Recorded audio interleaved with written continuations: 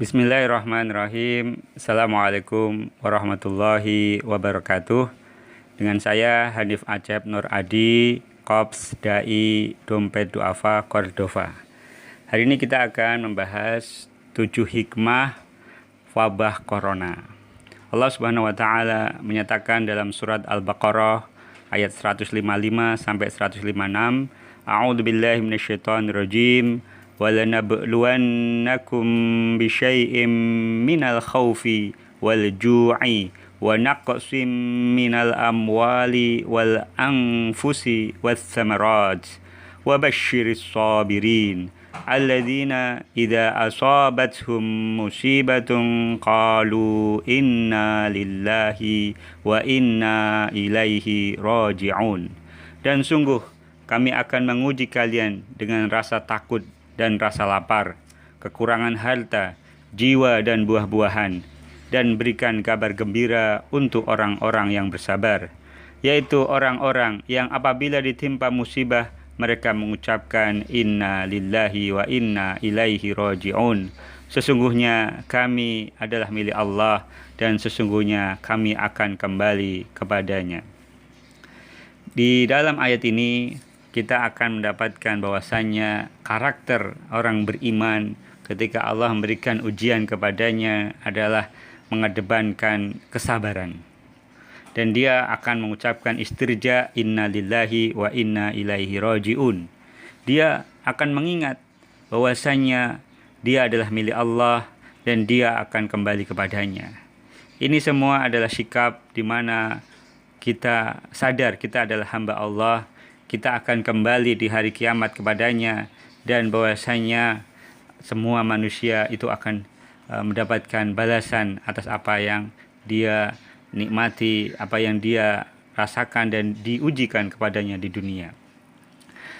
Pandemi global, wabah corona ini telah mengubah wajah dunia, di mana kita akan membaca baik di media massa, di televisi, di semua media-media memberitakannya.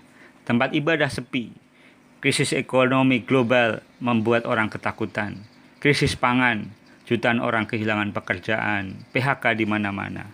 Beberapa kota sudah di lockdown, bahkan sekelas Amerika dan China mengalami kerugian jiwa dan ekonomi yang besar, termasuk negara kita. Maka apa yang bisa kita ambil hikmah dari semua peristiwa ini sebagai orang beriman? Karena seorang ulul albab yang Allah berikan sifat kepadanya, dia akan mengucapkan subhanaka ma khalaqta hada batila. Ya Tuhan kami, tiadalah Engkau menciptakan ini sia-sia. Ini semua adalah bentuk kita mengambil hikmah dari musibah. Bukan kita menganggap ini sebagai anugerah, karena namanya wabah, namanya sesuatu yang membuat orang sakit, orang meninggal. Ini semua adalah ujian yang akan menguji siapa yang lolos ataupun siapa yang tidak lolos. Hikmah pertama yang bisa kita ambil adalah yang pertama, Allah Maha Besar.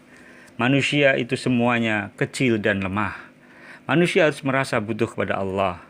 Kemajuan ekonomi, teknologi, sains kadang membuat sebagian manusia itu menganggap remeh kekuasaan Allah. Ilmu kedokteran dianggap sebagai solusi atas seluruh penyakit. Tetapi coronavirus yang ukurannya nanometer, kecil sekali, dan hanya bisa dilihat dengan mikroskop elektron telah melumpuhkan manusia di seluruh dunia. Kita membutuhkan pertolongan Allah.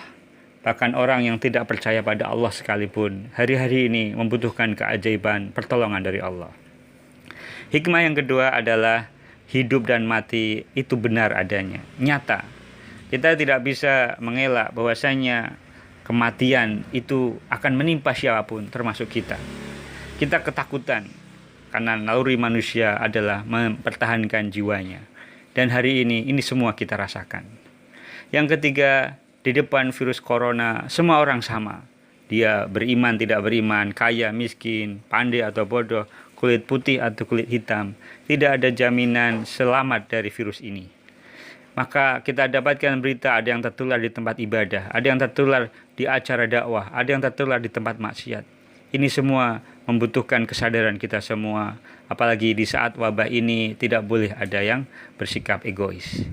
Kemudian yang keempat, dunia adalah bukan ukuran kesuksesan atau kebahagiaan.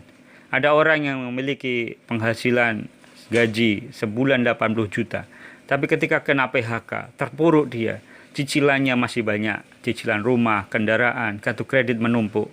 Padahal ia tidak lagi memiliki penghasilan yang sama.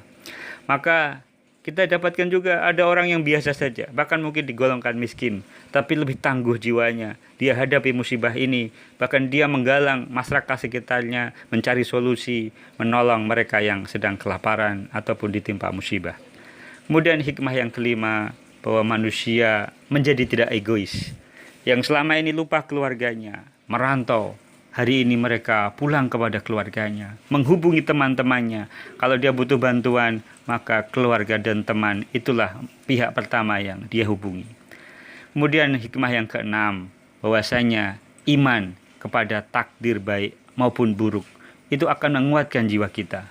Kita tidak akan cemas, khawatir, resah, panik ketika kita lihat mereka yang sudah berhati-hati, bahkan dokter yang paham ilmunya hari ini juga terkena. Tapi ada juga orang yang ceroboh, yang kemana-mana pergi, tidak memiliki pengamanan. Itu juga hari ini ada yang selamat juga. Tetapi Allah menilai dari usaha kita, bukan dari takdir yang menimpa kita. Kalau kita sudah berusaha semaksimal mungkin tidak mendatangi kerumunan, tapi tetap terkena, maka dalam sebuah hadis, mereka yang bersabar dan menyadari bahwa taun tidak akan mengenainya selain karena takdir Allah, ia akan mendapatkan pahala orang yang mati syahid. Kemudian yang terakhir, hikmah yang paling utama adalah manusia kembali kepada Allah. Di waktu musibah dan wabah, manusia yang sehari-hari lalai, bermaksiat, ia bertobat dan menyesali. Maka di bulan Ramadan kita kembali pada Allah untuk meningkatkan ketakwaan, untuk mengisi hari-hari kita di rumah dengan membaca Al-Quran dan juga bersedekah, memberi makan kepada orang lain. Innama huwa tilawatul Quran wa it'amut ta'am, kata seorang ulama Muhammad bin Syihab Az-Zuhri ketika datang bulan Ramadan. Aku qouli hada, astaghfirullah li wa lakum. Wassalamualaikum warahmatullahi wabarakatuh.